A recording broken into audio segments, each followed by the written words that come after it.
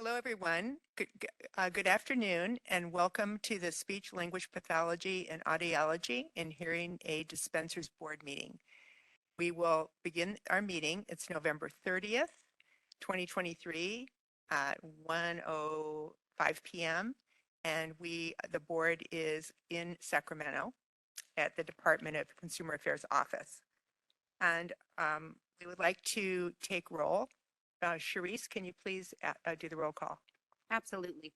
Holly Kaiser. Here. Todd Borges. Here. Karen Chang. Here. John Danderin. Gilda Dominguez. Charles Sanders. Here. Tulio Valdez. Amy White. Here. And you have a quorum established. Thank you, Charisse. First on our agenda is we are going to be swearing in our new board member, and we'd like to provide a warm welcome to Dr. Charles Sanders, Doctor of Audiology. Dr. Sanders is from he's in Elk Grove, and he's a licensed audiologist and was appointed to the board by Governor Gavin Newsom on November 16th, 2023. Dr. Sanders has been supervisory audiologist for the Veterans Health Administration, Northern California region since 2022. He has been an instructor and in the Department of Communicative Sciences and Disorders at Sacramento State since 2006. He worked at Gold Country Hearing from 2017 to 2022 and at Whisper Hearing Center from 2003 to 2017. He has been a dispensing audiologist in California since 2003. Dr. Sanders earned a Doctor of Audiology degree from Salus University in Pennsylvania in 2007 and master's degree in audiology from Sacramento State in 2003. He is a member of the California Academy of Audiology, American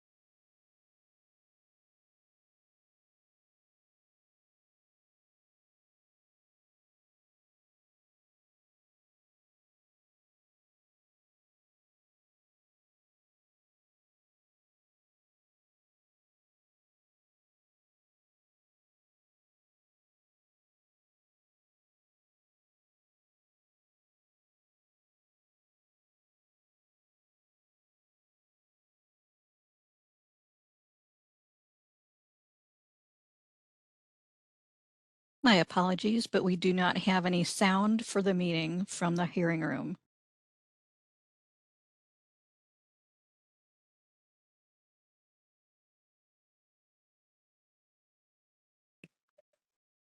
There, we're back. Thank you. I'm sorry you were unable to hear that. We would like to ask if there's any public comment at this time. And if there is anyone in the public who would like to make a comment on WebEx, you may look for either the hand icon, click that to raise your hand, or you may look for the question mark icon, click that, type the word comment into the text box and click send. Each speaker will have 3 minutes to speak. Are there any comments?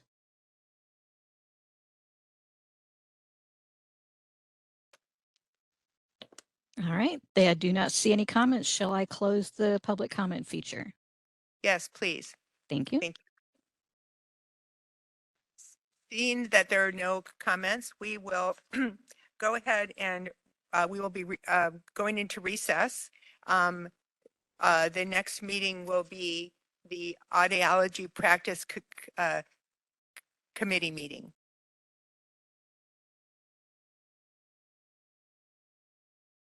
Good afternoon. I'd like to call to order the Audiology Practice Committee. We'll start with our roll call. Karen Chang. Here. Dr. Valdez.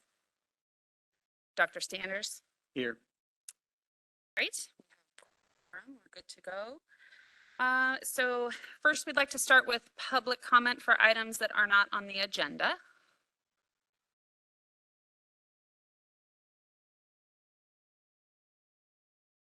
Moderator, And if you could open the just- public comment. Yeah, this is the moderator. If anyone in the public in the room would like to make a comment, you may approach the desk at the front of the room, and each person will have 3 minutes to speak.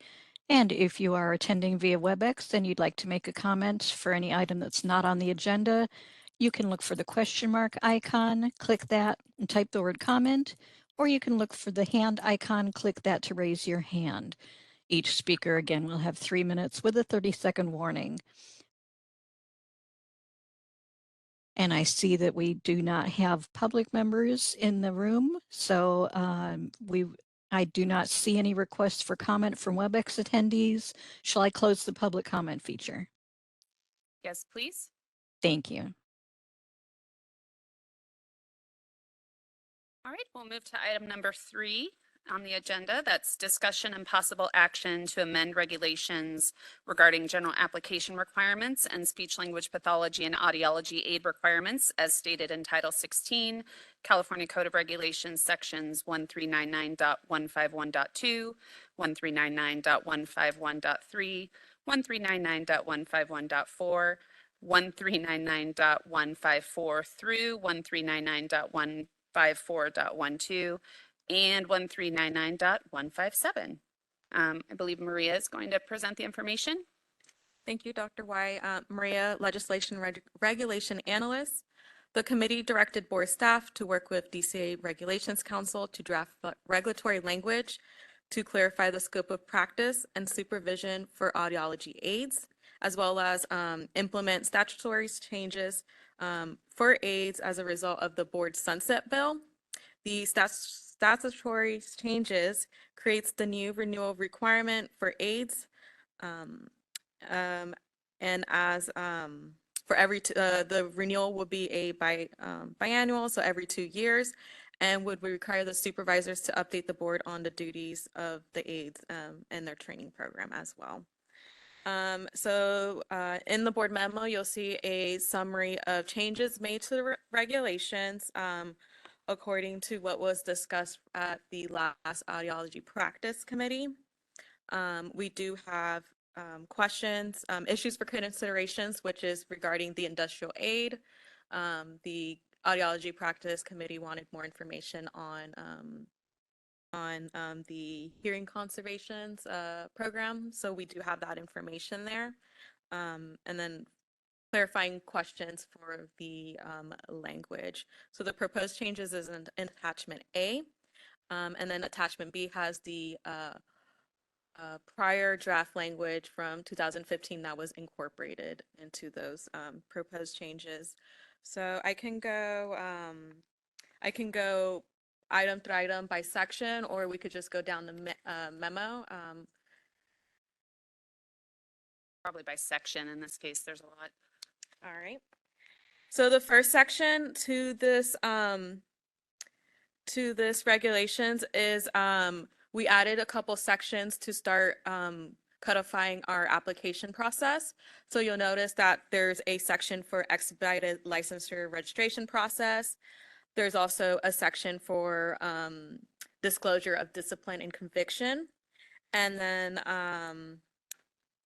there's also a section for fingerprinting. So page 1, 2, 3, and 4 are general application requirements. And so we're creating them as new sections because in the future, as we start to clean up our regulations and codify other applications, we could cross-reference that section. So the language is pretty much language that we created with DCA. There's not much we can really do to go around, like to suggest any changes other than what legal requires us to have in there. So we don't really need to go into details of that section, but so that you know what's happening.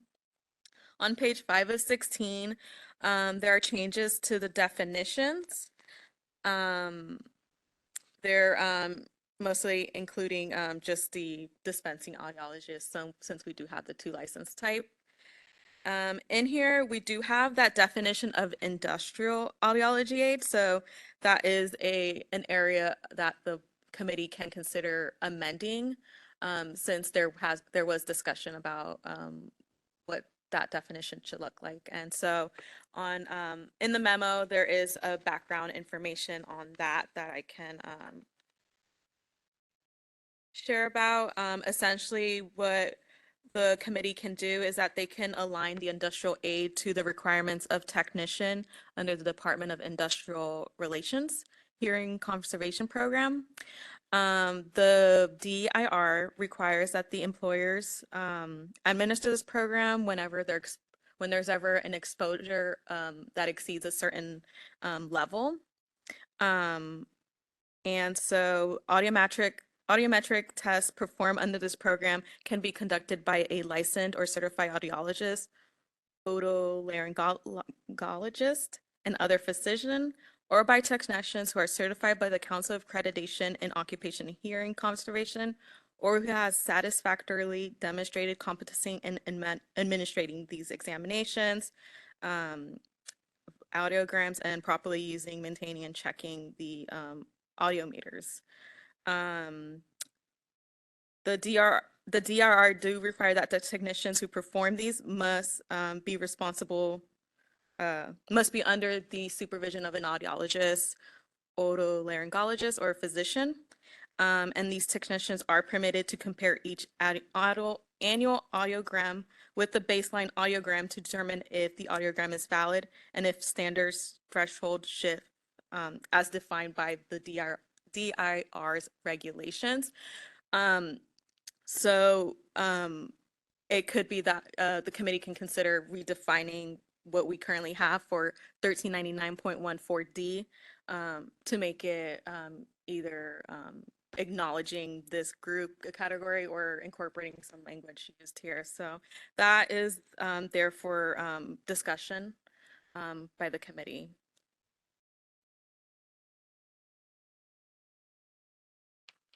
Want to take up that item for discussion regarding health technicians that are industrial aides specifically, and whether or not that should be included under all the same language. That's essentially what we're asking, right? If they should be included under all the same language for supervision purposes, et cetera. Did we have any ability to see how many industrial aides are registered with the state? We can't see that. It's just an audiology aid. All we track is actually by aides. So actually, in order to find out how many audiology aides, we have to actually look up different qualifications just to split up speech and audiology. We don't have any identifiers in our system if they're industrial or not. Yeah, and then it would probably be the Council of Accreditation of Occupational Hearing Conservation would probably have data on that, but I wasn't, they didn't have like an Excel spreadsheet for me to like compress the data. So it was kind of just like a list of names and are certified in California. So that was another question that I had that I wasn't sure was clear, or if you guys have the information on that.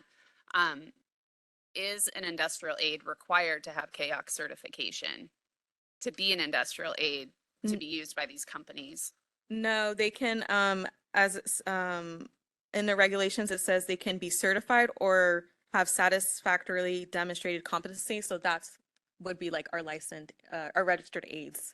So those would, so it could either, I could see it being either you're accredited or yeah, you're certified by the council or you're a registered aide with the board.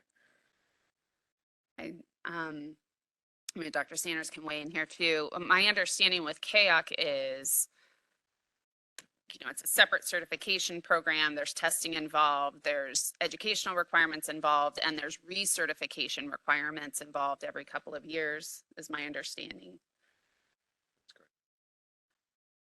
Which is very different than what we're talking about for an audiology aid, our regular audiology aid. So I'm just not sure if I'd like to hear thoughts on whether or not it should kind of be mushed together or if it really needs to be separated, or if we're able to separate it. I don't know kind of what the parameters are of what we're allowed to do. An option that I was thinking is an exemption where we say people who are certified for this purpose are exempt from our certain parts of the regulations or all of it. So that's where that's also an option that the committee can go to is by just exempting those who are accredited for this purpose. Okay, and that we're able to do that. Yes. That, again, let me know, Karen or Dr. Sanders, that makes the most sense to me in that we're trying to regulate and make sure that audiology aides in general are properly supervised and have proper training plans in place, but KAOC is like a completely different entity with all these other requirements. So it doesn't seem like it would be reasonable to have to apply additional supervision requirements and additional education requirements on them. They already doing that through a different vein. As a public, can you give me what does KAOC? Yeah, sure. So KAOC is the Council of, back here. Accreditation and occupational hearing conservation.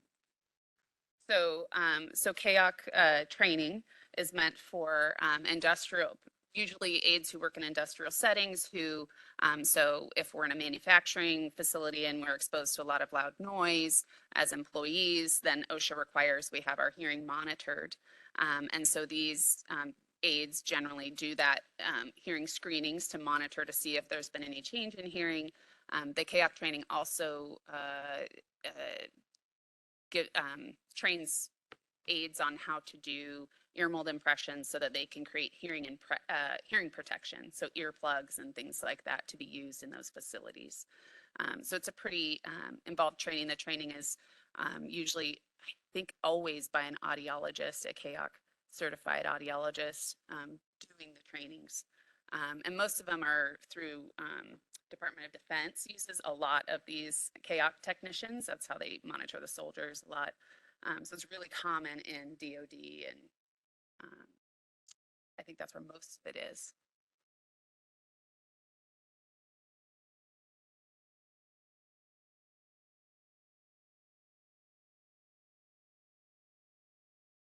Do the audiology aides, would they be doing a lot of stuff that is trained to do? I think that's an interesting question, and I don't know that I know the answer. You know, here, There's a list about here. does KAOC certification allow for these aides to be doing ear mold impressions so that they can make hearing protection, which is part of the training? Are they doing that in practice, and is that okay? There's a list here on page 13 of what's outside the scope of audiology aid. Right. The ones that we're proposing on page 13. Yeah.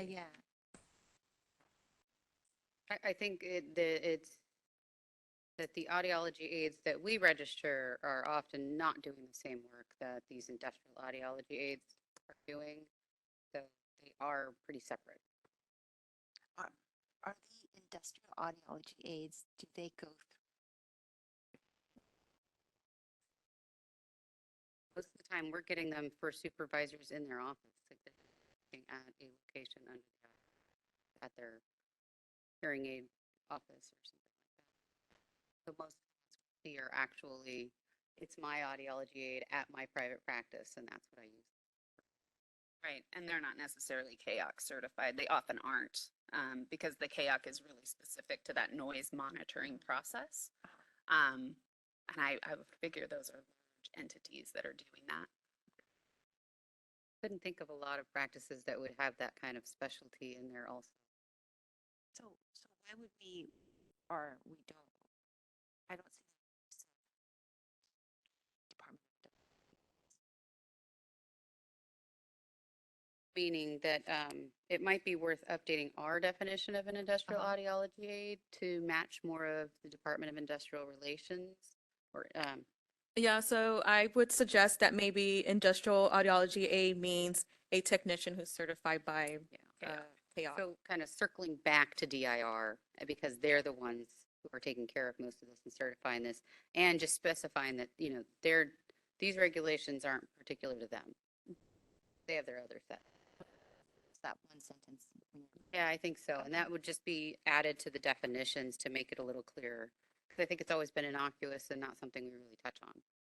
Yeah, and I mean, there's other areas where there is reference of like requirements for industrial aid, but I think by defining them as, you know, they're the technician certified by this group. They're under this other entity, I think will that that jurisdiction of yeah, responsibilities from the board to where they're generally are normally at, which is the Department of Industrial Relations. So is that something that we need to open up for public comment, or we can continue to discuss all of these items further and open up at the end? You can do either. You can wait till the end until I'm looking around. I don't see any public in the room, but if you think there are other times that you'd like to hear, you can certainly. So Maria, if I could ask you just to continue with your review, and then at the end, we can kind of summarize and then open for public comment. So the next section that's being updated is the 1399.154.1 regarding registration aids. And so for this one, we do have we're in narrative form codifying our application process or what we collect on the application. So just the name, the address, disclosure of information, supervisor's information. So they're kind of similar to like the first three section when it comes to application. We work with our legal counsel to make sure that they're legally binding and accurate. So there's not much that can be discussed about those. And yeah, so that's what's going on here.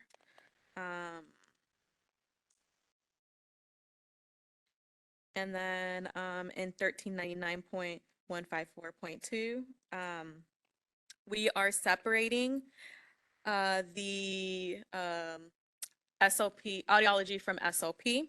And so here we just remove all the language regarding audiology, and we're creating a separate section.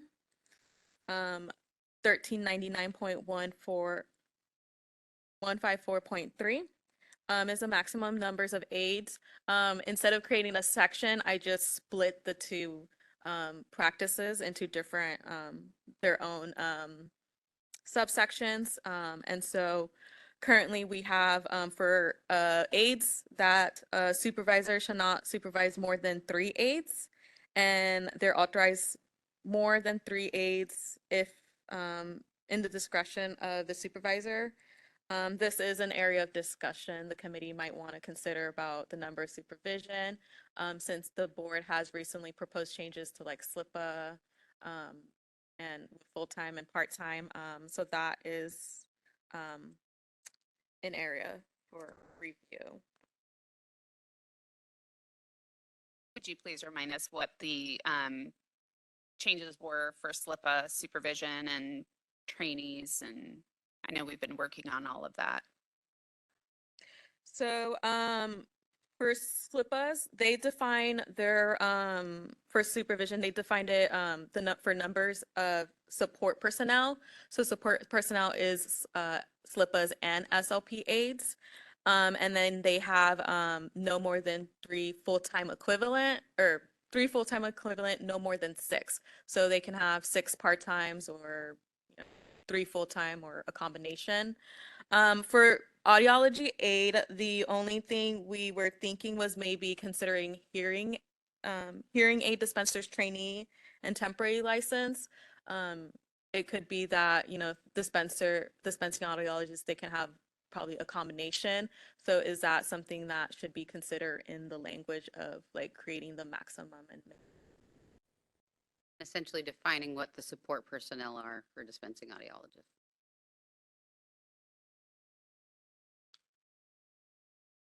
So I think the question is, as we've defined kind of the maximum number of support personnel that can be supervised by any one provider, professional, under speech pathology, ought we to do the same under audiology and just kind of group, is it reasonable to group aides, trainees, hearing aid dispenser trainees, aides, anyone that would be under the supervision of that one single provider?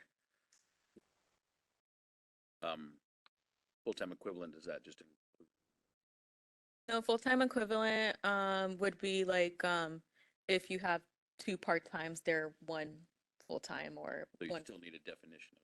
Yeah, you would need the definition for that if that's what you want, or it could just be three aides and that's it. Um, or yeah, it could be that. I know that for SLIPA or for the practice of speech language pathology, there was a great need for more SLIPAs because a lot of SLIPAs are working part-time because they're going to school to be an SLP. So I don't know if that's a need in the audiology practice. So it may be that three is sufficient for most audiologists, and that it would be for dispensing audiologists, it would be the three and then the one trainee or temporary licensee, because it would just default to the other regulations for those requirements. So I think the hard part is the question of, do we want to put the flexibility in the regulation now, in case that it does become a need? Obviously, it doesn't seem to be such a need in the field right now for audiology side as it is for speech language pathology, but we don't know what that'll look like in the next decade. And if there is that flexibility and people want to do part-time work, or, you know, they have kids, they want a part-time schedule, you could have more aides that way. Right, and I think having that flexibility for part-time is important. Because I do believe a lot of the use of audiology aids is going to increase, especially in the state as we've had our increase in AUD programs, and then students that aren't quite ready to go to their AUD programs and would seek, you know, jobs as an aide or job as an aide while they're going through their programs. So I think it's reasonable, in my opinion, to have a similar requirement as we are the speech language pathologists, of, you know, the same numbers, and kind of use that same language for consistency. I don't know. What do you think?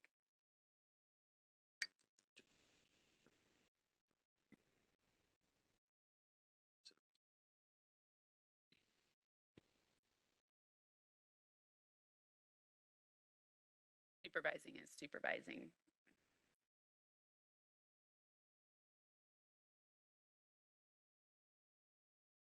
Just one quick question though. So if a supervisor can only,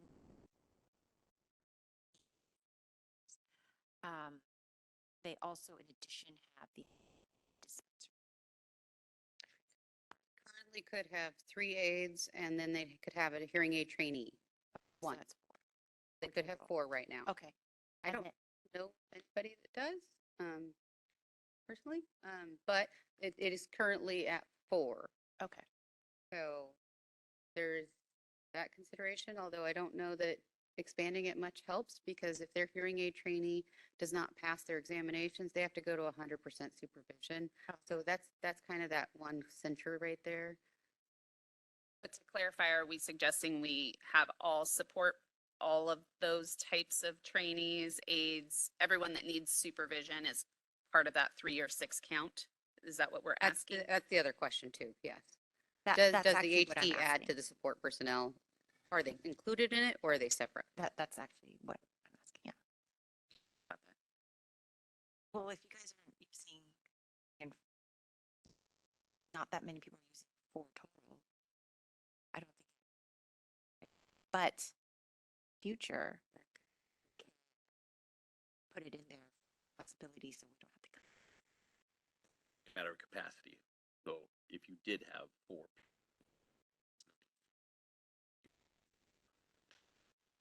and do your own, that's a lot, Right, probably too much. right. So what do you think about aligning it with the language for the speech language pathologist, where it's a max of 3 FTE or 6 part-time, whatever? Yeah. To Yeah. be a total of 3, including the hearing aid dispensing trainee. Yes. Yeah. That's it. Okay. That's what define it.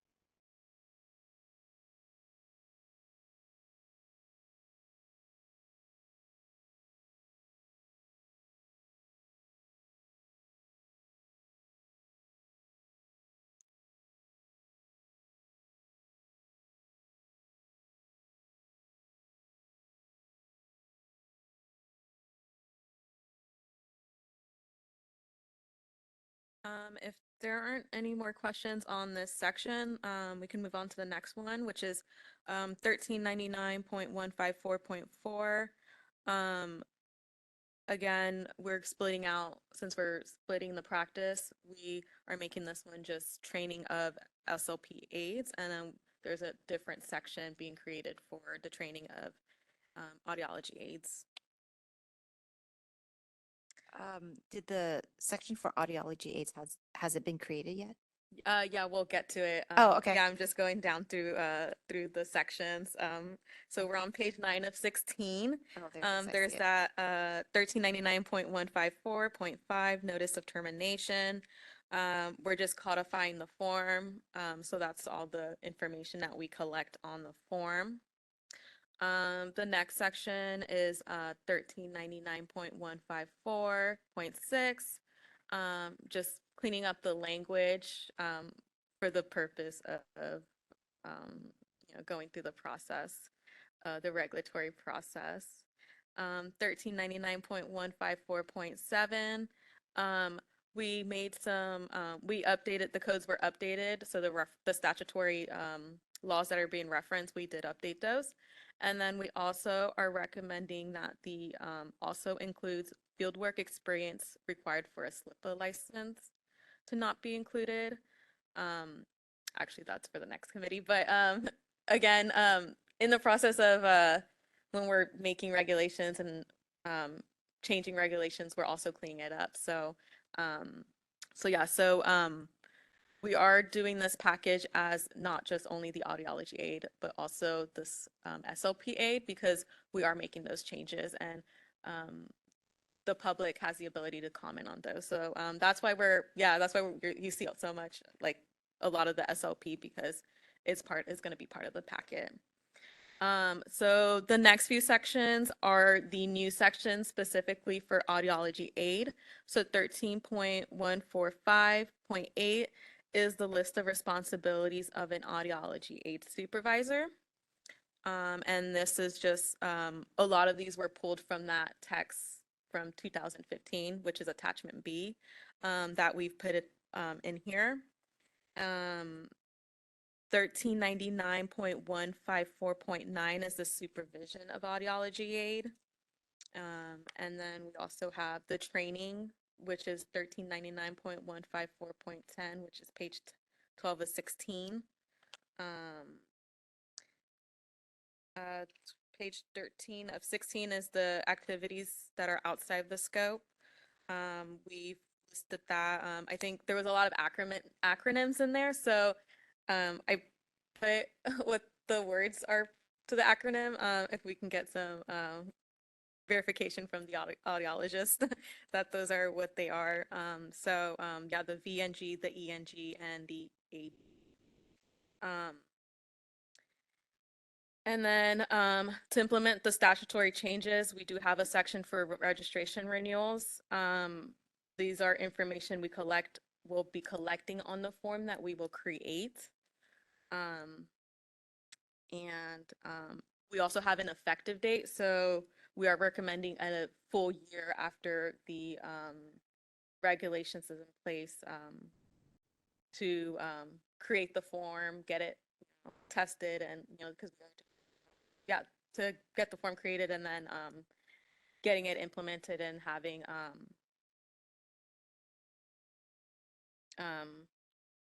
people who are registered before a time period, we'll have them do their renewals, and then we'll start that biannual renewal cycle. And then we also have a fees, the 1399.157, to also include the renewal fee, since we can collect a fee for renewing. We have it set at the same amount as the initial registration. And you'll also see that there's additional language for a fee waiver for applicants who qualify that, which I believe are military spouses. So there's that language and what we collect for that purpose.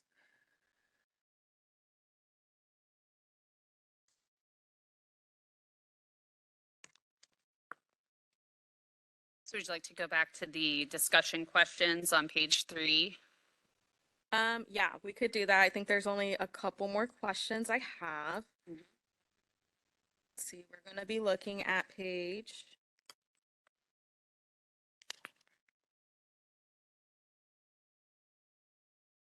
Okay, so on page 10 of 16 of the text, we do need some clarifying information on what it means that, there's a phrase, future depositions of patients under, 1399.14.8D, towards the end of page 10 of 16, that that our legal would like a bit clarification what that is. We believe it might be outdated language that might just needs to be updated. So just what would that language should look like? That's the case. I believe that when it says evaluate, treat, manage, and determine the future dispositions of the patients, if you took out the future dispositions, you just said evaluate, treat, and manage patients.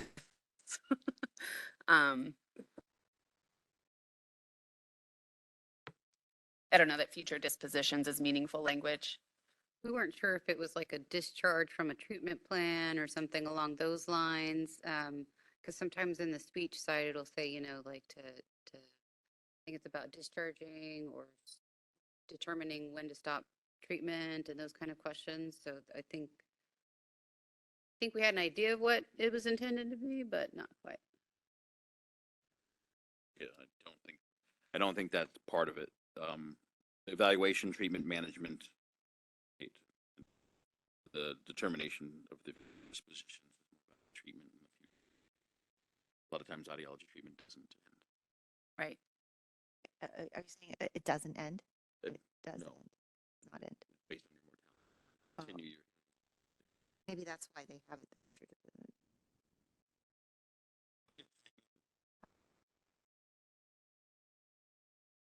If Or- we or- had to say it in a more clear way and leave it in there, how would we say it? I think treatment plan is good. Treatment plan? Determine, evaluate, treat, manage, and determine the future treatment plan of patients. So maybe evaluate, manage, and determine. Isn't the determination of the future deposition part of evaluating, treating, and managing, right? That, I think that's what we're sort of saying, yeah. Okay. Yeah, it seems, yeah, okay. Yeah, that's what we were thinking that maybe was redundant. We can also end it with, in, let's see, the definition of an aid, it talks about, individual, with hearing disorder. So it's, evaluate, treat, and manage patients' hearing disorder or something like that.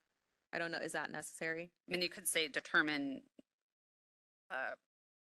required referrals or necessary referrals. I don't, but that's part of evaluate, treat, and manage. So I just feel like evaluate, treat, and manage kind of is. Okay. Evaluate, treat, and manage patients. That's also, that same phrase is back on page 8D. Yeah, we'll have the SLP look at that, the language, since that's regarding SLP aids. Yeah, so that is a question we'll ask them as well. So would we want to say evaluate, treat, and manage patient care? Yeah, I feel like there's something missing. I can't quite put the word to it. Like, yeah, the Sentence kind of care. properly. Sorry.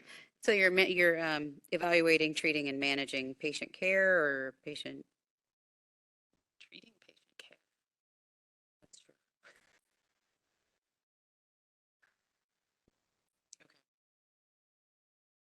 Right, it looks Just like something's evaluate, missing. treat, and manage Yeah, patients. The Would be patient. evaluate the treatment and management of patient care. It's the supervisor evaluating the treatment and management. Is it the supervisor doing the evaluation?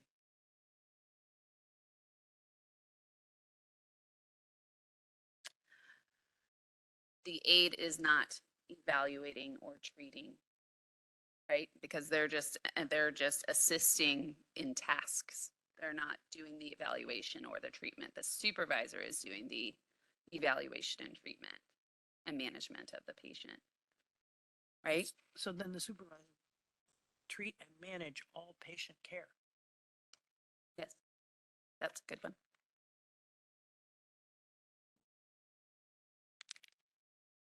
So would the final language be evaluate, treat, and manage all patient care?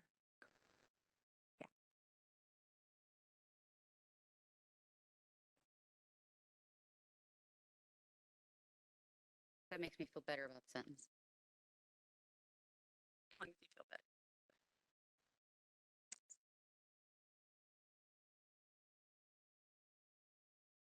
Does the committee wish to specify that if an aide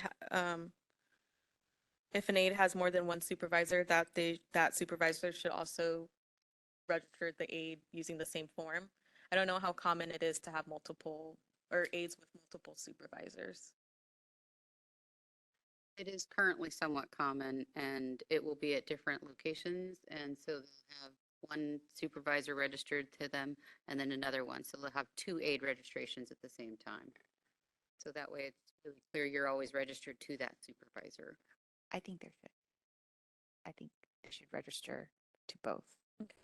Yeah, so I'll make sure there's language in there regarding. They don't operate as a quasi independently as SLPAs, so they don't have like multiple supervisors in the same location. It's just different.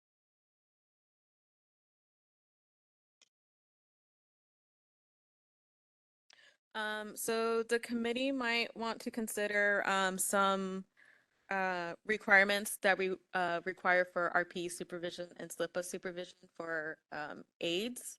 And so if you go to page 2 of 3 of the memo, you'll see some suggested language of what those requirements that aren't here that could be added. The first one was regarding a practice experience requirement. That's something that the board recently proposed for SLPA. That could be something the committee can consider for audiology aid. Another one is notifying the aid of, any disciplinary action. That's also included in the SLPA supervisor's responsibility. We also have CPD requirements or continuing education requirements that can also be included for supervisor of aides. And then we also have the review of laws and regulations with the aid, as well as providing aid with a plan for how to handle emergencies. And so those are additional requirements that could be added to the supervisor.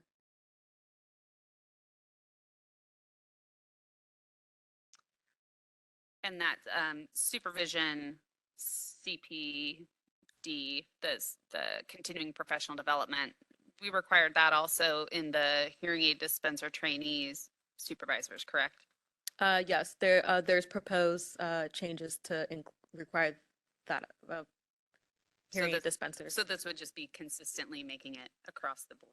Yeah, and it's because only audiology aides are the only ones who would have aides, and so if that's all they have, then they would be the only supervisors not required for that supervision training. There's a benefit to some consistency in supervisor training.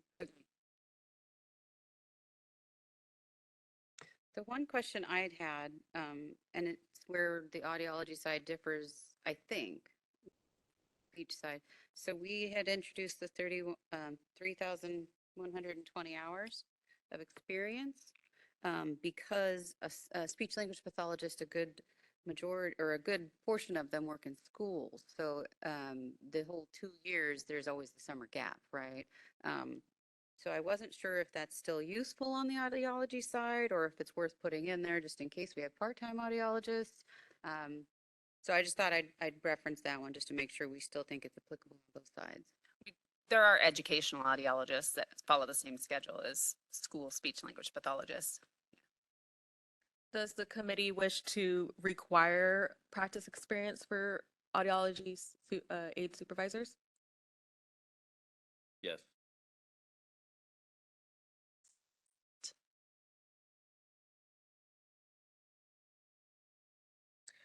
Are there any questions with including the other suggested language regarding notifying the aid about the disciplinary action, reviewing the laws and regulations with them, as well as providing them a plan with how to act in emergencies?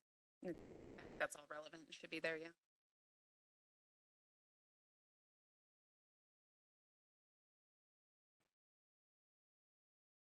Since we do have our new member on the audiology team here, it would be good to just make sure we take another look at the activities, duties, functions outside the scope.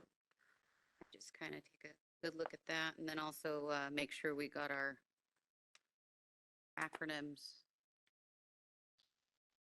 I'm not even gonna try and say Video and nystagmography. Yeah, no, they're correct. that. Okay. Tympanometry. Change to-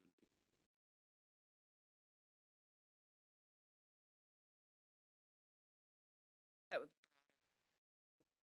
getting at the same thing. Tympanometry is one part of an impedance battery. Battery test or impedance battery. Impedance testing. Tests.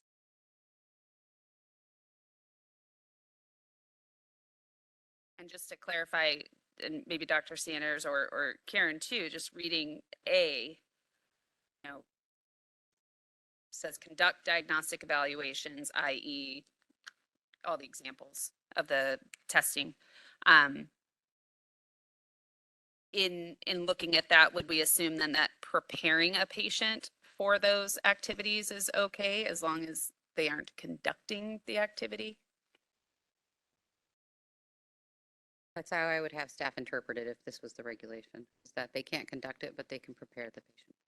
Okay. And of course, clean and fit everything afterwards. And the only other one I'd like your input on is item K.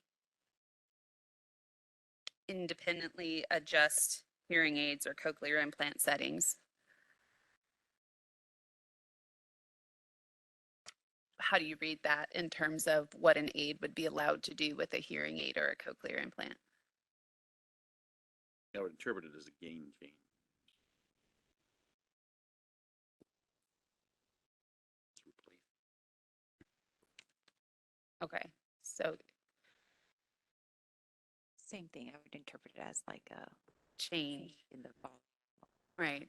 Okay, so we would be reading that as if a hearing aid comes back from repair or a cochlear implant comes back from repair and the programming is just needing to be downloaded into the unit, it's already been programmed by the provider previously, then that is acceptable because it's not changing anything. It's just putting the program that already existed back into the device. I guess. I mean, you're just downloading information, right? Right, it's already there. Sure. They're not changing it. You're just verifying it's in there. Yeah, the prescription's already been set by the audiologist. You're just putting the prescription. Just out of curiosity, like, what if it's so obvious that it's too loud? Do you have to go to the audiologist? Like, can you just lower the volume a little? That's the way it's written. Which is reasonable in the sense of an audiologist or a hearing aid dispenser, you know, has determined what those prescriptive settings should be, and already done those measurements. If we're turning it down beyond what the patient can already control via their own Oh, volume okay. control, there needs to be a discussion about that and what they might be missing by doing that and the negative impacts that may have on their ability to hear and understand speech. And the aid can teach the patient, like, this is how you turn the volume down. And part of the treatment could also be trying to extend that person's ability to hear sounds over time. Maybe asking the patient to tolerate this louder sound for adapt. Want them to have it a little louder than they get to be. Is there any other comments from either of you on the duties and functions outside the scope for an audiology aid? Clarifications. This would be like up to the both of you, since you guys are the professionals. Are we missing anything?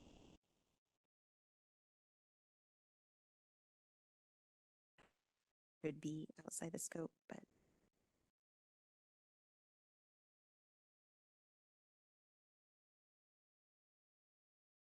I think L is the only thing that, not only, but is rather ambiguous, but that might be purposeful.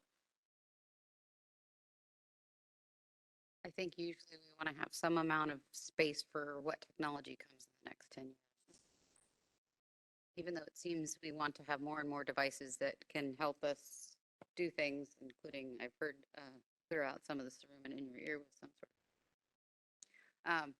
But making sure that anything that it still requires a certain level of skill and acumen that they're not doing those things. Right now, cerumen removal have to be kind of the question.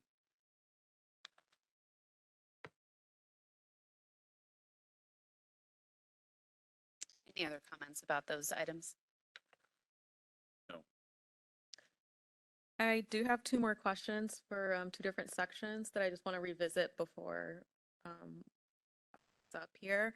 So we're going to be looking at the supervision requirements on page 11 of 16, 1399.154.9.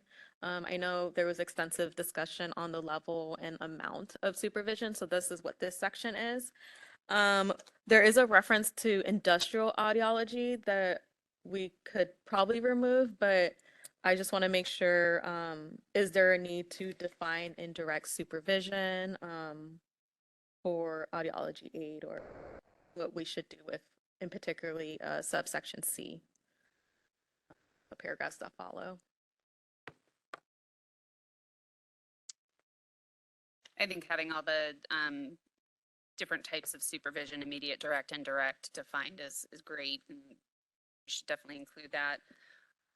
I agree. I think if you're talking about an industrial aid, if our previous discussion stands where the industrial aid is really shouldn't necessarily be in our purview, that belongs elsewhere, that it might make more sense to remove referring to them in here.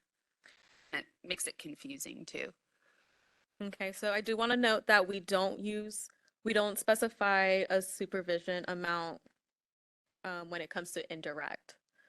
So we may need to remove it, or we may want to see, are there any activities that aid would not need to have a supervisor on site with them?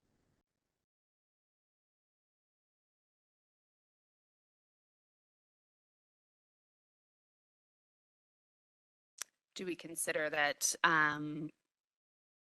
cleaning a hearing aid, for example, is a duty of an aid, a registered aid? And if so, that would be an example of indirect supervision. That.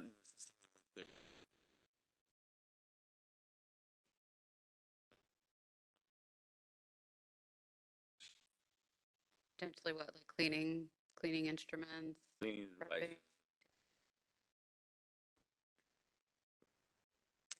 Downloading the programming, the previous settings into a hearing aid. Also things they could do. So I think we'll probably have to specify those activities then, because currently what we have, if you look at page 12 of 16, we define that the first 90-day is immediate supervision at all times. And then after the 90 days or until the supervisor determines competency, it's direct supervision at all times.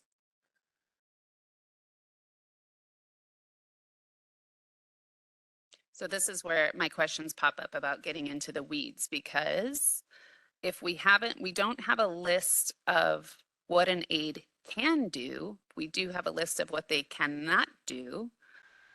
So do we then need to figure out how to classify what they can do under the different types of supervision? If we're going to say they can do these particular tasks with indirect supervision, do we really need it? Are we going to be required to specifically spell that out, even though we don't have a list of activities they can do? We do for immediate supervision, it's activities that are invasive, and so that is defined. Mhm. I think with SLIPA, they do define different activities for different level. And essentially what's going to happen is that we won't be able to use this definition because it's not used anywhere else in a regulation. So it's standing on its own. We're not specifying like when indirect supervision happens, essentially. All we're specifying is that it's immediate the first 90 days, and then it's direct after the 90 days, and it's kind of just sitting on its own right now. I think then we have to address the fact that there can be indirect, so we need to revise E. That's really what we're saying.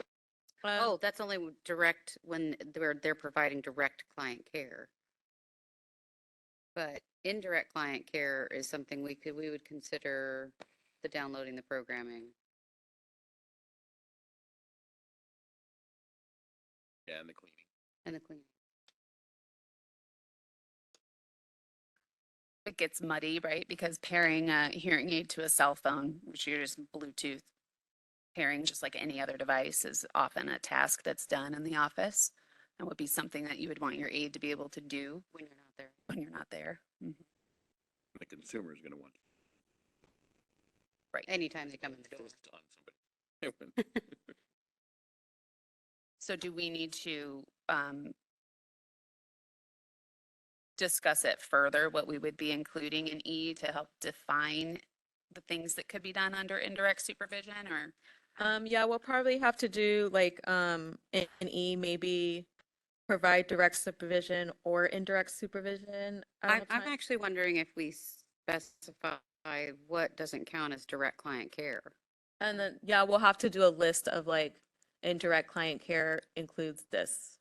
Okay, so now This- we need to this- do an this. inclusive list for that part. I mean, That's when, where I actually don't, I Yeah. think there should be a way to define it to say Yeah. that these are the kind of tasks that are not, I'm on the fly here, so I apologize, Karen. I'm just tossing it out here. But I mean, we're not inserting anything in their ear. They're not helping with an ear mold impression. They're not putting on the headsets to do a hearing test.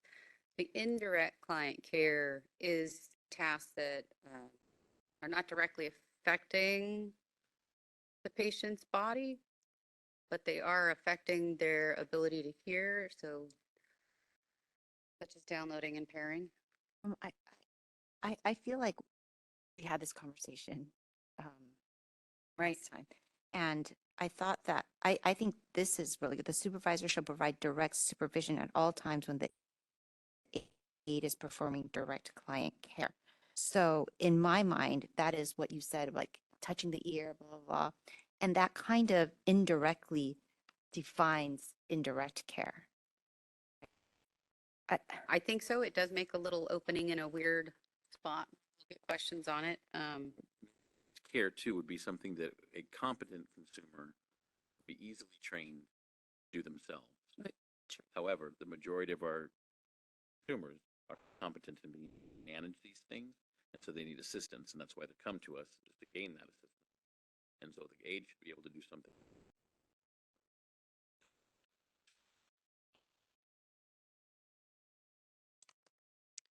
I think that would think I think I suggest maybe in E, we add a paragraph 1 that indirect supervision can be provided when the aide is performing indirect client care, such as or including tasks that a consumer Put on their own, could provide on their own. they themselves are- Yeah, so Which would cover most of it except for downloading programming. Yeah.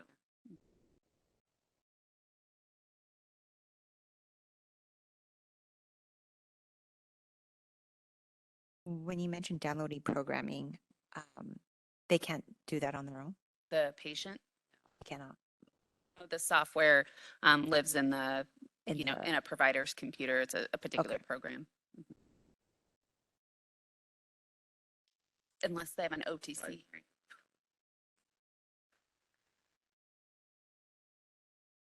all those caveats of OTC. Right, yeah. I think I just just- I- sum it up then. yeah, I think that firms it up. Yeah, because we just talked about indirect supervision, what that looks like, but we didn't talked about in what situations for the aid that would look like. So I think that pretty much, that would cover that. I think that would be a solid approach. And then I do have one more question, but I believe, I- yeah. I'm just, because if we're going to say indirect supervision is what, clients can do by themselves, but also that downloading stuff As well as well, then you can Add write as a as well as downloading that Bluetooth. I think we would Or- provide those as like 3 examples. Yeah. Usually, and correct me if I'm wrong, Karen and council, if you're giving a couple of examples, that's acceptable. As soon as we start making a list, like our activities outside the scope, we need to be more precise because that's kind of the exhaustive list versus here's 2 or 3 examples. What they're allowing when you say doing items including, and then you list a few things, it always means included but not to. Trying to reduce the verbiage in regulations.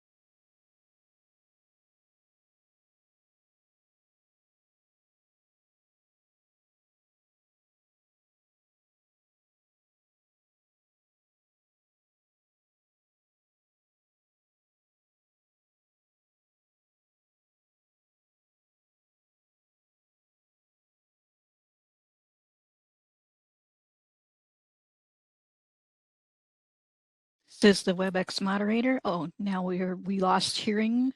We lost audio in the hearing room. Are we back? Can you hear us? When Okay, did we yes. Yes. It was only out for 15, 20 seconds. Oh, okay. Okay, thank you. You're welcome. The last item is regarding the training of audiology aid. I believe it mentions industrial aids, so I'll just remove it per the earlier discussion. Yes.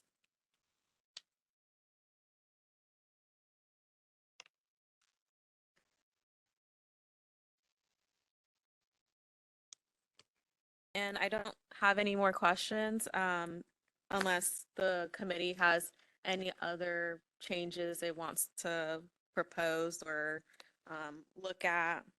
Um, yeah, that's the end of the Should we summarize the items that we were changing and then open it for public comment? I can do that, or you? Yeah, I could, a summary of what all the changes, that have been proposed today is that we're going to be amending the definition of industrial audiology, on 1399.154 to mean a technician who is certified by the Council of Accreditation, Occupational Hearing Conservation. We may add a reference as defined by DIR's regulation. That's something I'll talk to our reg attorney as we clean up the language that we're changing. The next change is the on page 7 or under 1399.154.1 registration of aids. We're going to add a section to say that that if the aid has more than one supervisor, the supervisor needs to register their aid using the same form and paying the same fee.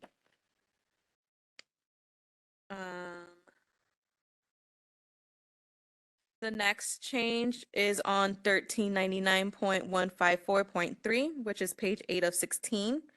The committee would like to define support personnel to include audiology aid, hearing aid dispensers, trainees, and temporary licensees. And also defined that is 3 full-time equivalent aides, which is full-time, which is 30 more hours. We'll just essentially use the same language we have in SLIPA. So it's full-time is, I think, 30 hours.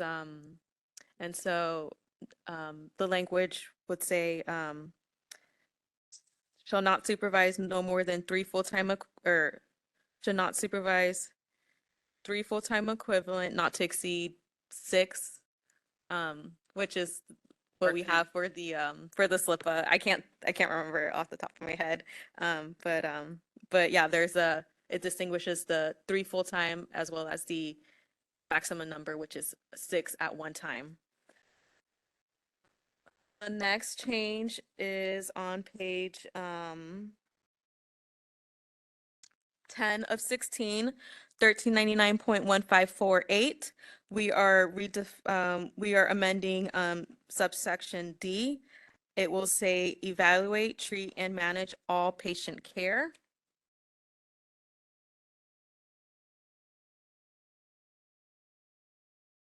On for 1399.154.9, we are removing the definition of indirect supervision for industrial audiology aid, and we will define indirect patient client care.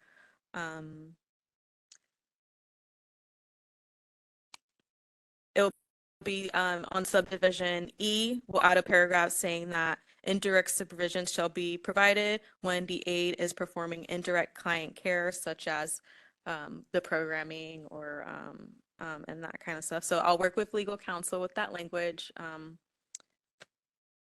And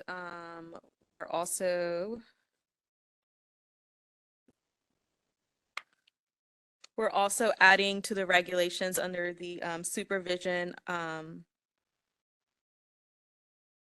1399.1548, the requirements of a supervisor to require, they will have to have two years of practice experience or hours equivalent. They must notify their aide that they've got disciplinary action. They'll be required to complete 6 hours of CPD in the first, prior to supervision, and then 3 years every 4 years after that. They'll have to review the law and regulations with their aide, as well as provide them with a plan for how to handle emergencies. And so that will be also added in 1399.1548.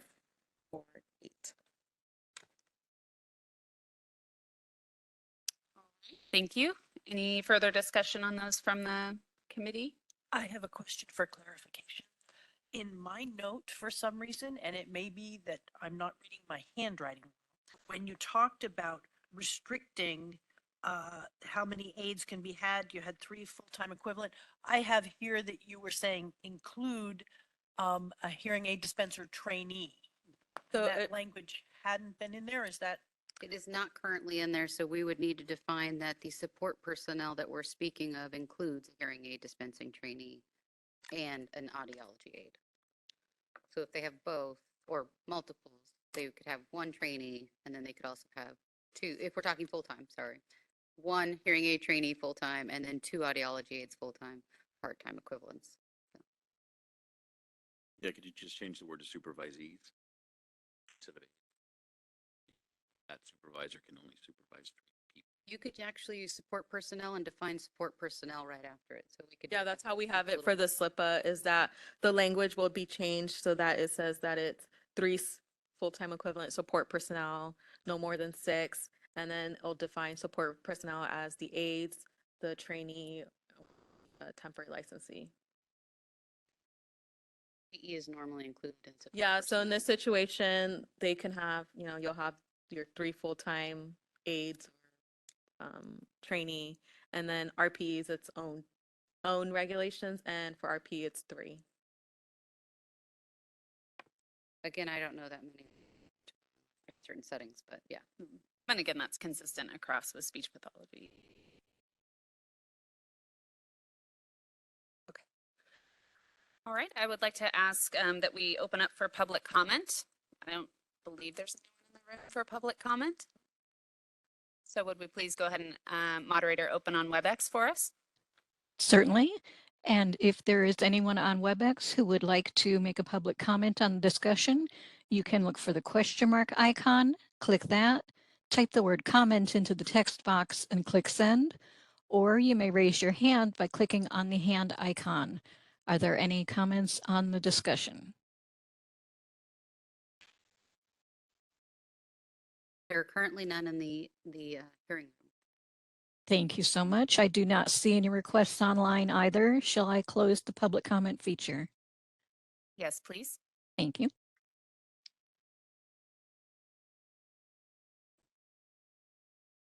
That, I believe this committee is adjourned.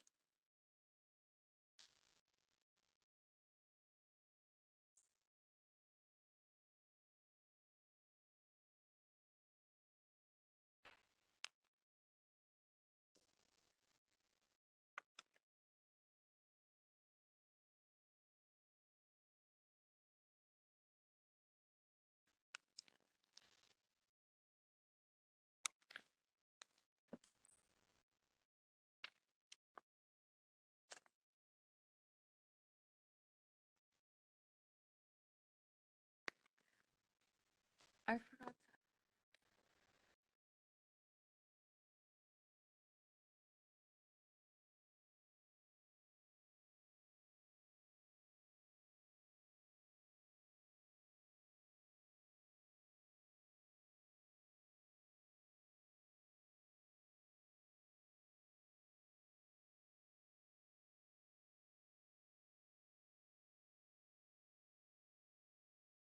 Two 27.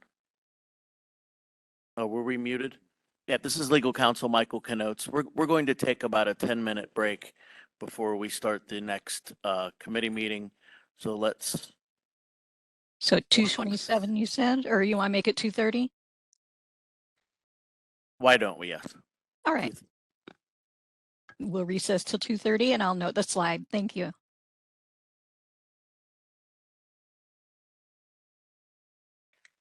Hello, I'd like to invite everyone to the Speech Language Pathology Practice Committee. And I would like to go ahead and have roll call. I can do this myself. There's two of us. I am Holly Kaiser, chair, and is Gilda Dominguez here. Thank you. So we have a quorum. We are going to be discussing, so hold on one second.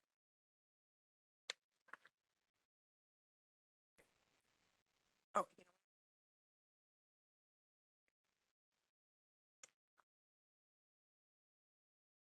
We're just going to try and okay, sorry. catch up to the slides. Excuse me. I'm sorry. We're going to be discussing agenda item 3, the discussion and possible action to amend regulations regarding scope of responsibility, duties and functions of speech language pathology assistants as stated in Title 16, California Code of Regulations, section 1399.170.3.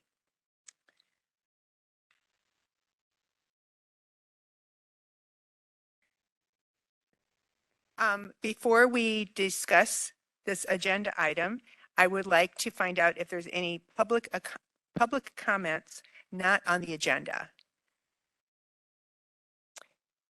I see no one in present here for comments. Can the moderator please open it up for public comments? Certainly, if anyone who's attending by WebEx would like to make a public comment, you may look for the question mark icon, typically in the lower right of your WebEx screen. Click that, type the word comment and click send. The other option is to raise your hand by clicking on the hand icon. Each speaker will have 3 minutes with a 30-second warning. Are there any comments on anything that is not on the agenda?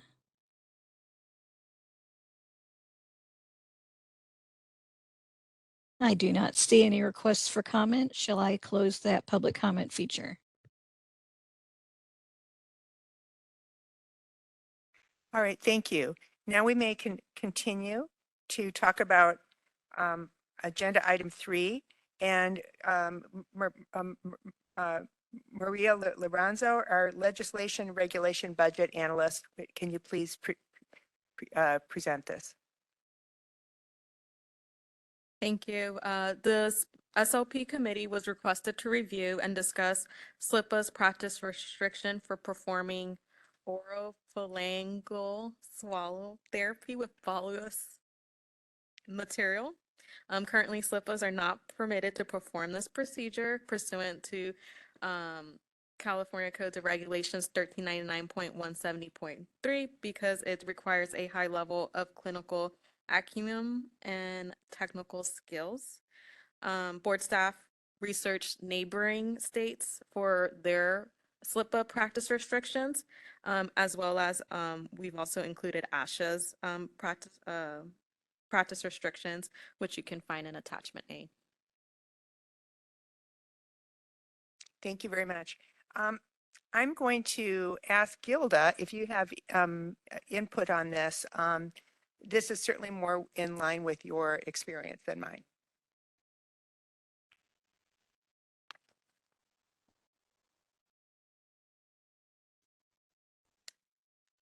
Note that I think it would be very important to, not that they are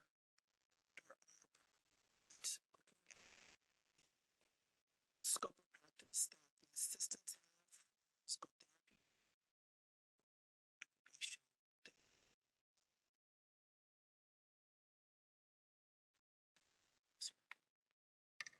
Can you hear me? Okay, now? Okay. Do I need to rephrase? Okay. State.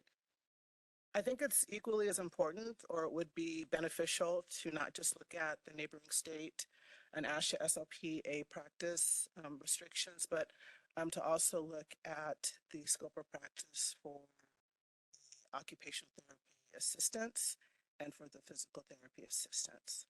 It does seem that, at least what I've seen, that they do have a lot of expanded flexibility that assistants have in speech pathology as they are carrying out an established plan of care that has been set up by the RPT, the physical therapist, or by the so I think it would be helpful to look at what type of restrictions they have too, because they are actually carrying out a lot of things from the campus,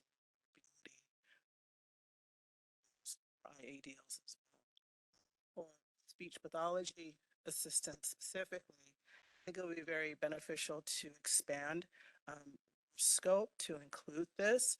It could be more regimented. Maybe it's not the first treatment after an assessment, but as someone is progressing through, maybe, I'll throw an example, maybe the QA and do trials of another modified diet like mechanical soft or moist diet or something like that, to see if the client or patient treating person served is following through respiration precautions, safe swallow guidelines, taking their small bites or small sips, alternating their liquids and their foods. But I think it would be beneficial to expand that for this group.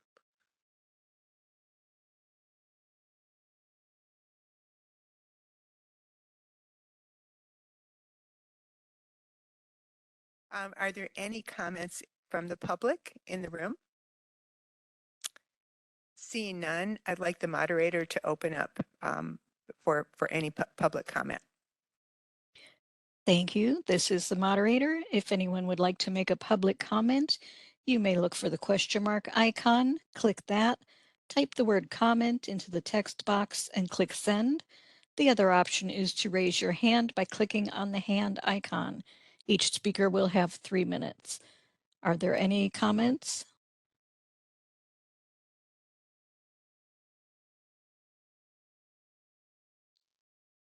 And I do not see any comments. Shall I close the public comment feature? Yes, thank you very much. You're welcome.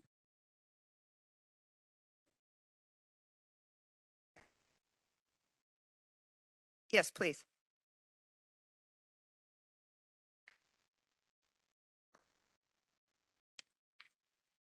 Okay, can you hear me now? Okay.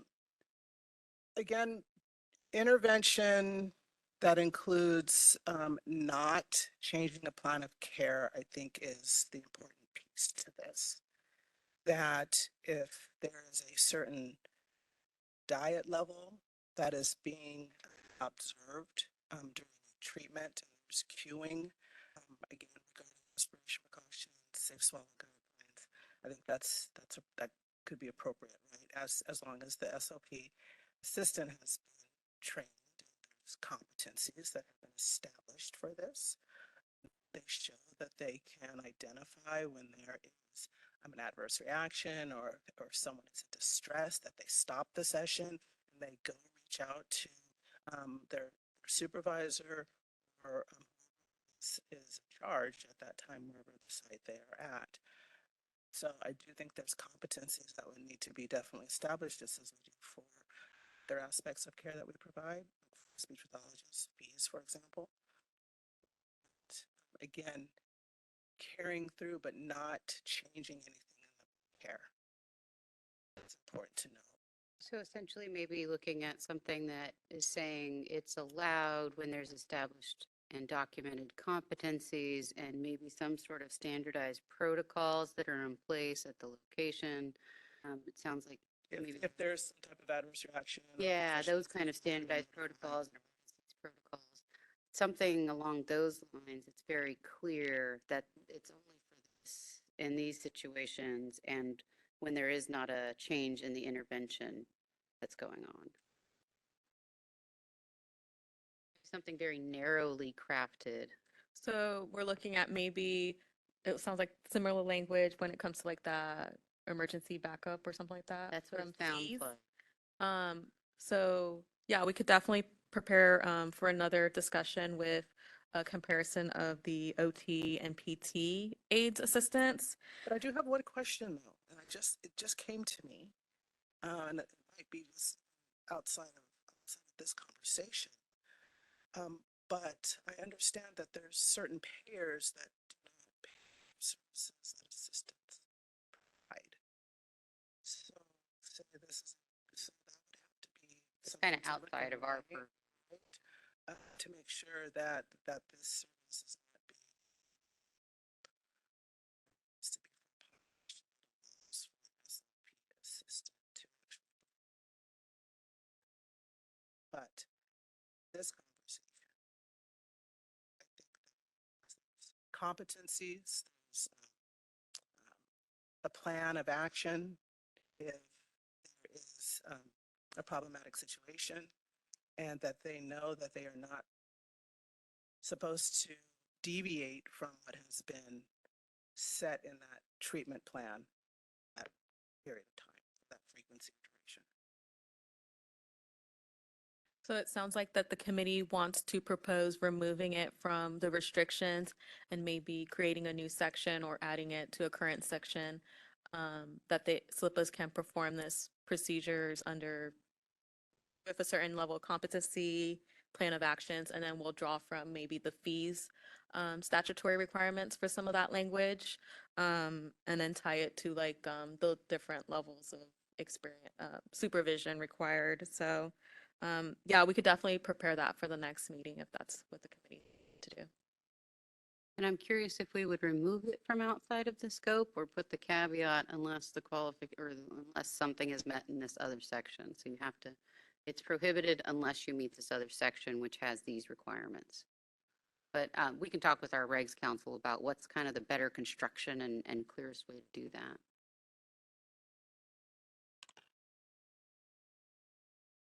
Gilda, thank you for that very thoughtful explanation and also looking into what the PT assistants and OT assistants do. Sounds to me like Maria captured everything that you've stated, and I agree. with what you've come up with. So I think we can move on to the next agenda item.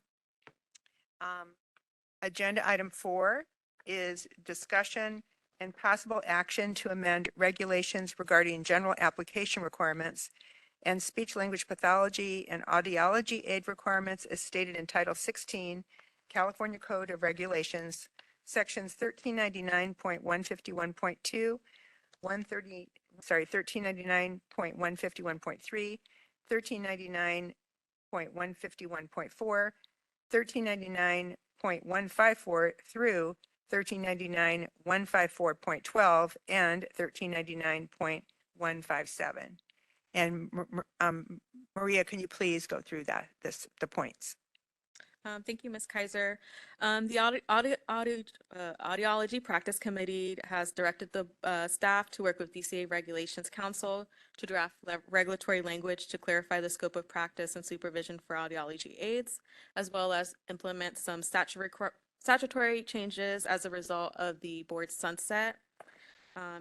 And so because the statutory changes also affects SLP aids, as well as, and we're also amending sections that affect SLP aids.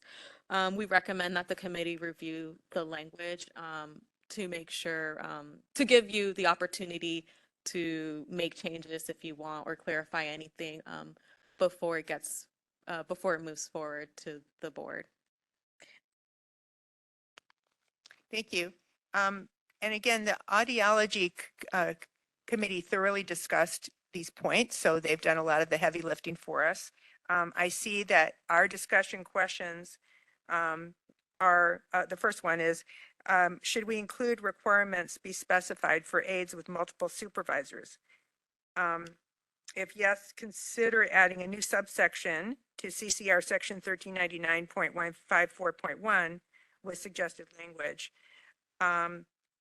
I believe that there should be a supervisor for, if an aide has more than one supervisor, each supervisor should register the aide as stated in the subsection. Gilda, what are your thoughts about that? So the audiology practice will also be making or would like to do that change. So it'll be added to 1399.154.1 at the end there. Okay. And the next item was, what does the phrase future dispositions of patients used in CCR section 1399.154.2B mean? And what other term could be substituted to meet the Office of Administrative Law's clarity standard? I was thinking about this in terms of another phrase could be future care plans. However, listening to the conversation the audiology committee discussed, I think they came up with something very similar about treatment. I do like the idea of keeping future in there because it's really looking at the person holistically, not just how they are now or you expect in 2 weeks from now, but really looking at going on in their life. Bill, do you have any other comments to that? I was curious about that because on the speech, I mean, on the audiology side, we do expect people to continue to lose more hearing over time, but on speech, you might actually have full recovery, right? You may no longer need swallowing therapy, maybe you no longer need speech therapy. So I don't know if discharged from care is for lack of a better word. Yeah, we can both answer those questions probably differently. Certainly there's a lot of, so it's yes to both because there are a lot of clients, patients, students that need treatment ongoing, some kind of monitoring, you know, of a long-term issue they need just to learn how to adapt to it, even if you can't, you know, solve the problem, there's always care needed. Gilda? So like to your point,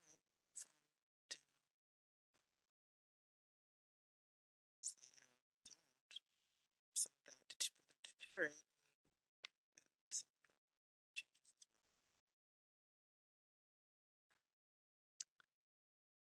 So I think we could move on to the next discussion point. Oh, so then did you want to go with audiology committee's Yes. version? Yeah, Okay. actually, would you mind repeating the actual wording that you decided on? Yeah, so they decided the audiology practice wanted to revise the statement to say evaluate, treat, and manage all patient care.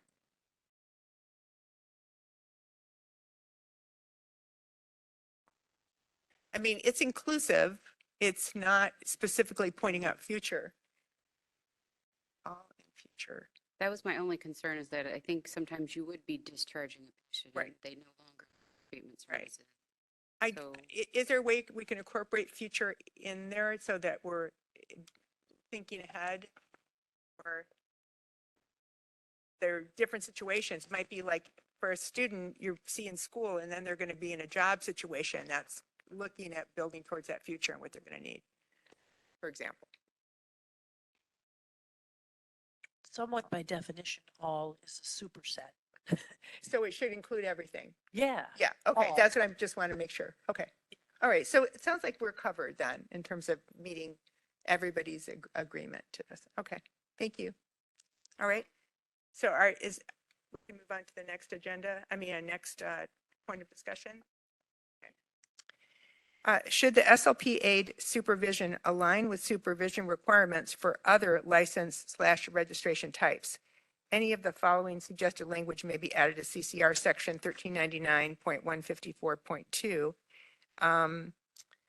And these points were about the supervisor having at least 2 years of experience, notifying the aide immediately of any disciplinary action, including revocation, suspension, probation terms, inactive license, or lapse in licensure, which affects the supervisor's ability or right to supervise, and the completion of a minimum of 6 hours of continuing professional development prior to assuming responsibilities as supervisor, and 3 hours of continuing professional development and supervision every 4 years thereafter. And then reviewing the speech language pathology aid with the SLP aid, the laws and regulations pertaining to supervision and practice of speech language pathology as applicable, and providing the aid with a plan for how to handle emergencies. I would believe that, yes, we should include all of this language. Gilda?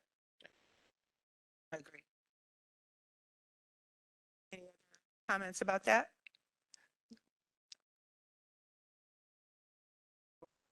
With, Sorry, I do want to highlight that we did make amendments to other sections that I don't have questions for, but Okay. the committee can review, which is 1399.154.3 regarding the maximum numbers of aides. We will be cross-referencing the SLIPA regulations, Right. which defines the support staff, and Yep. the proposed changes are still in the review process, but they're the cross-reference, so we're not duplicating requirements. There's also a section on training of SLP aides that the committee can review and discuss any changes if necessary. And then on page 10 of 16, 1399.154.7, we're also including SLIPA fieldwork experience as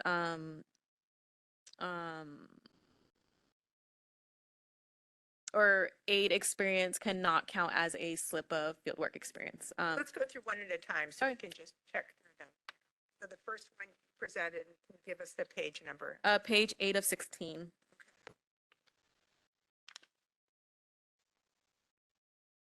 Okay, yeah, so the number of assistants or personnel that could be hired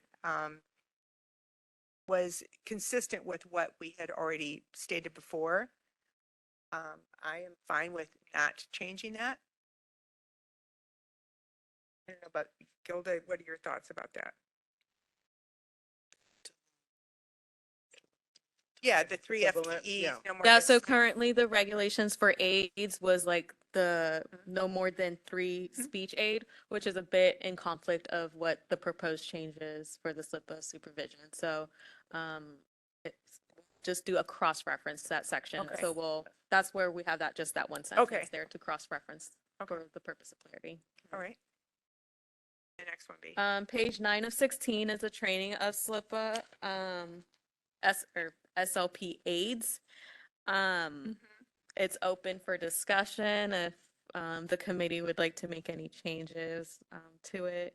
We don't have any recommendations since the goal of this package was really to update the audiology aids. So we don't have any recommendation. Okay, I'm just trying to reference what the requirements are. I know the supervisor works with the aide in terms of what they need to be taking.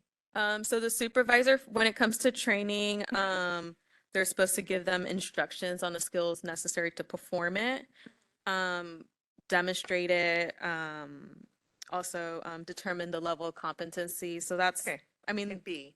I don't know if any of it needs any changing for SLP, or if it needs to be stated differently, but that's generally what it's a on the job Right. kind of training. Which And makes sense documented. to me still. Document. Yeah. So that sounds fine. The next one? We're looking at page 10 of 16, 1399.154.7. Okay, Aid experience not applicable for qualifications for licensure. right. Currently, it just only had the RPE. We're also going to include the SLIPA fieldwork experience by cross-referencing the section as well. Okay. So their experience will now count towards their field experience for, that's required for SLP. That's correct. So they can't be employed as an aid Right. and use that as their experience for a SLIPA license. Right. That makes sense to me too. Believe it or not, we get that question quite often. Okay. So adding it in just helps clarify it. Okay. Yeah. So we'll get people that, oh, well, this is my field work. And we're like, but you're an aide. That No. doesn't, it's not. Right. So. Is there any- That was all the sections specifically for SLP. Aids, I know that the committee expressed that there's not so many of them, so there was an intention to make too much changes to it. So it's a lot of just cleaning up, updating language, outdated language for it. So. Great. At the next meeting, we'll just bring the clean language back so that you could see the final version.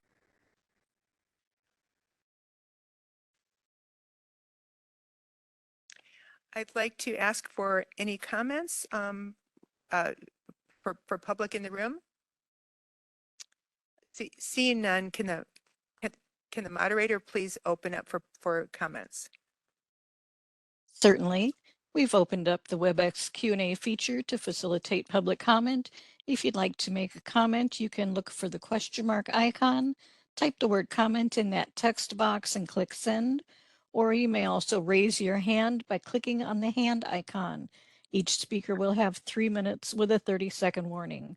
Are there any comments on this issue?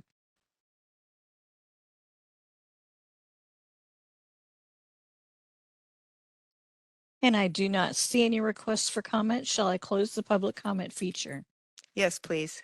Thank you. All right. I think we've covered all the issues for today. So with that, I would like to adjourn this meeting of the Speech Language Pathology Practice Committee. Thank you.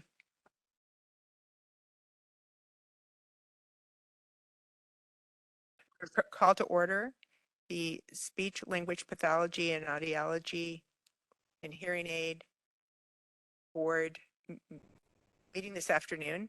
We are in Sacramento. Our board is present, and it is now 2:59. We're going to first call a roll, and Sharice, can you help with that, please? Absolutely. Holly Kaiser, Here. Todd Borges, Here. Karen Chang. Here. John Danduran, Gilda Dominguez, Here. Charles Sanders, Here. Tulio Valdez, Amy White. Here. We have a quorum. Thank you. The first item on the agenda is for public comments for items not on the agenda. So I would like to ask the public present here, does anyone have any comments about items not on the agenda? Seeing none, can we please have the moderator open up for comments? Certainly. If there are any comments for items not on the agenda, our WebEx attendees can either click the hand icon to raise their hand or they can click the question mark icon, type the word comment and click send. And just as a point of information for the board members, the representative from Human Resources, Olivia Trejo, is on her way over to do the closed session portion of the meeting. And I do not see any requests for comment at this time. Shall I close the public comment feature? Yes, thank you. You're welcome. So this will be the shortest meeting ever.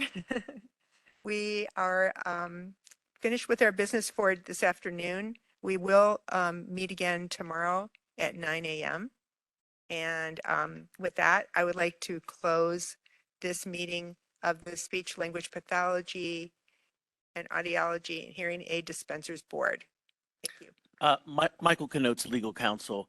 That's almost exactly right. We're going to go into closed session and then we will be adjourning the meeting following closed session for today. So for members of the public, this concludes the public portion of the meeting for today, and that will resume at 9 a.m. tomorrow morning. Thank you so much. And this is the WebEx moderator. The WebEx portion of this meeting will be closing now. Thank you.